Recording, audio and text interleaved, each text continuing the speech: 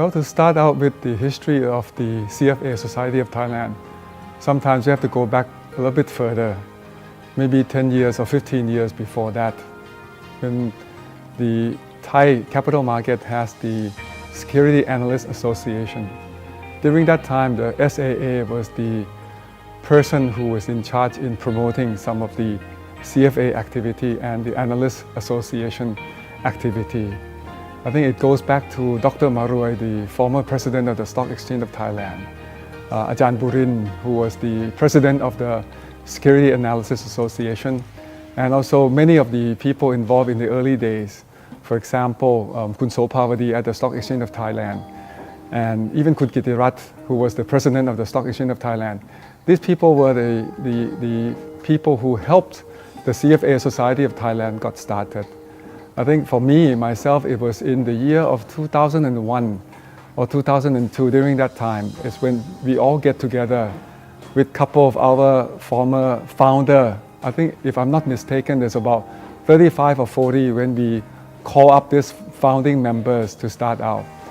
And it took us a few years before we became a society, because initially the USA, the AIMR during that time, before they renamed it the CFA Society, they used this word called chapters as the way for us to form a group of interested parties who would want to promote the CFA program as a whole.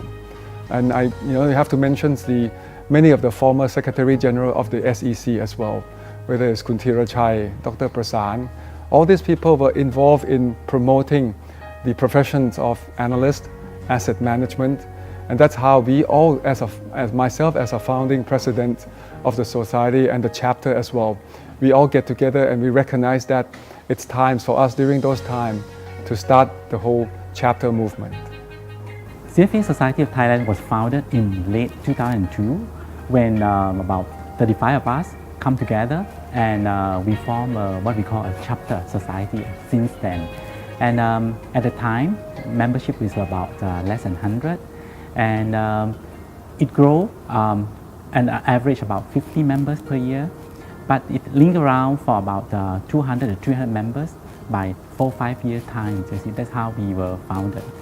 And later on, we changed the name to become society because we grew from surpass the 50 membership and become 100 members. So much has changed. I came to Thailand in 1992, started working in the stock market in 93, and nobody in Thailand at that time knew of CFA. In fact, our first few charter holders at that time flew to America to take the exams and then flew back. So we didn't know much about it. But by the time we started the society 15 years ago, we had a small group of maybe 30 people or so that had passed the exam from the beginning days until that time. And we really just got together as a group of people who cared about finance, were interested in learning about finance, and wanted to get to know each other and share our experiences. The key thing about that time is that we didn't have any influence on the society, we didn't have any influence on the regulators or anything that was going on. We just had a passion for learning more and learning more about finance, and I think that's where the CFA Society started off, and it's come so far from there.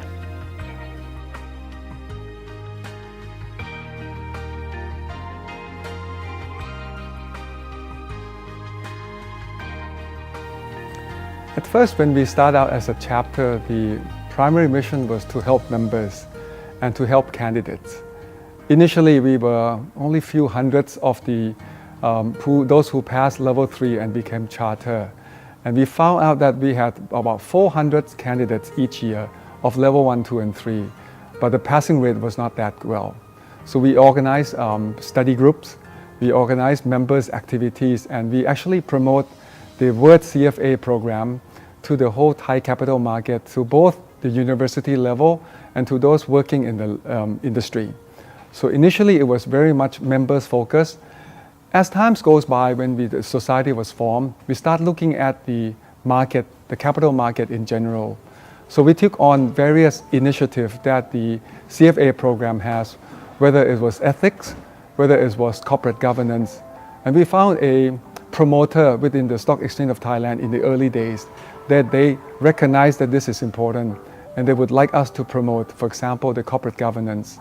So during that time, with the movement within the Institute of Directors, the IOD, the Security Exchange Commission and the SET, we managed to translate many documents from the CFA program into Thai. And those were the first starting activities that we start promoting outside the members related activity. So all in all, it will start out as a member focus, but as time goes by, it goes to the capital market in general. I was honored to serve as the president of CFA Society of Thailand during 2009-2013. At the time, I was a second president. So our primary mission at the time is to grow our membership base.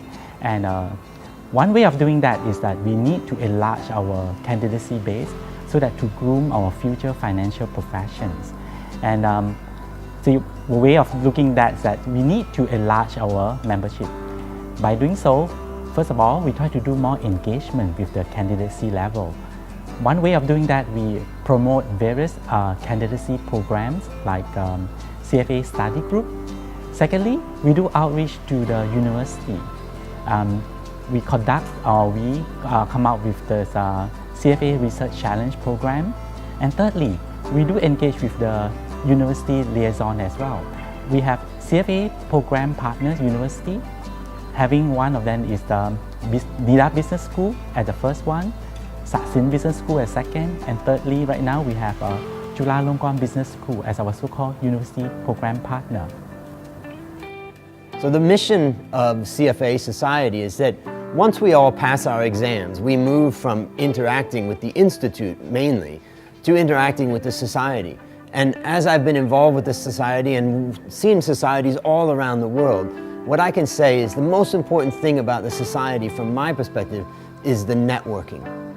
The ability to connect with other financial professionals and know that the person on your left and the person on your right is someone who's ethical, knowledgeable, and most importantly, you know that they're a disciplined person when it comes to studying and their work. So when I think about our society in these days, I really think more about the networking. The second thing about the society that I think a lot of members forget about is that it's a global organization. So when you are in CFA Society Thailand, it means that anywhere you go around the world, you can go and visit with other societies or other society leaders. So when I first started in the society, I didn't get this point so much. But now that I've been involved for a long time, I know that that networking is so powerful to advance your career, get to know a lot of people, and have fun in the industry.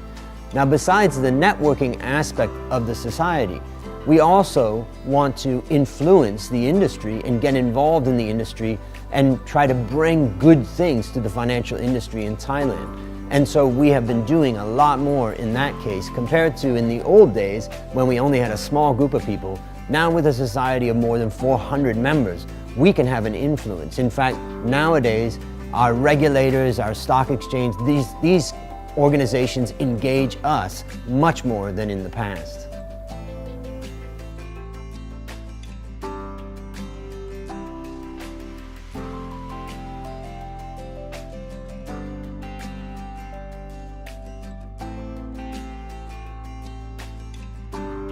About 300 or so when I started.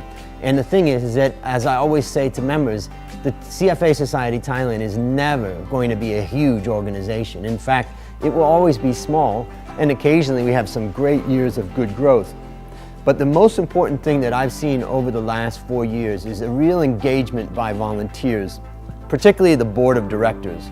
And what I've learned as a president is how to better engage and pick the board of directors that wants to be active in the society and are aggressive at being active in society. So I'm really proud of the things that our board has done recently.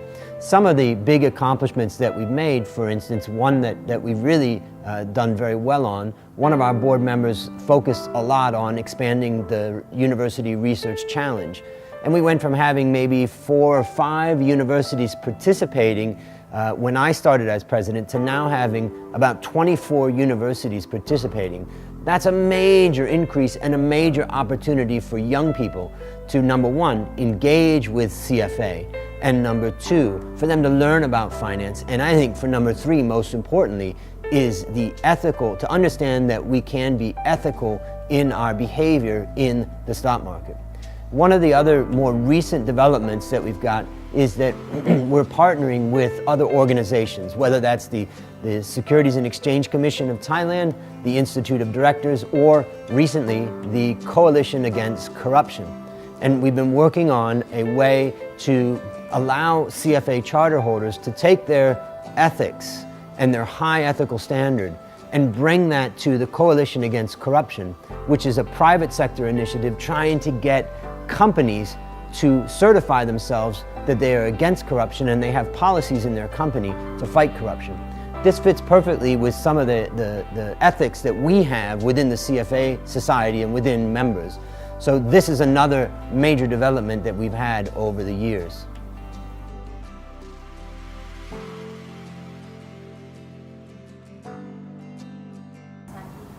I became CFA shadow holder since August 2016, and the benefit of becoming part of CFA society is that it gives me access to the local network of investment professionals, as well as gives me a lot of knowledge that I gained from participating in CFA events.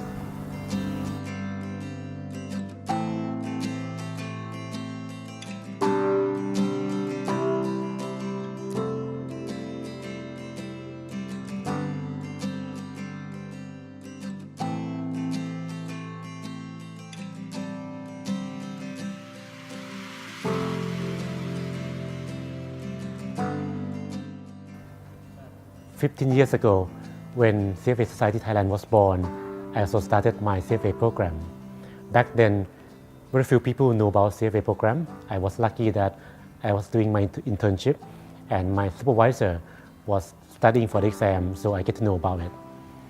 15 years later, things have changed.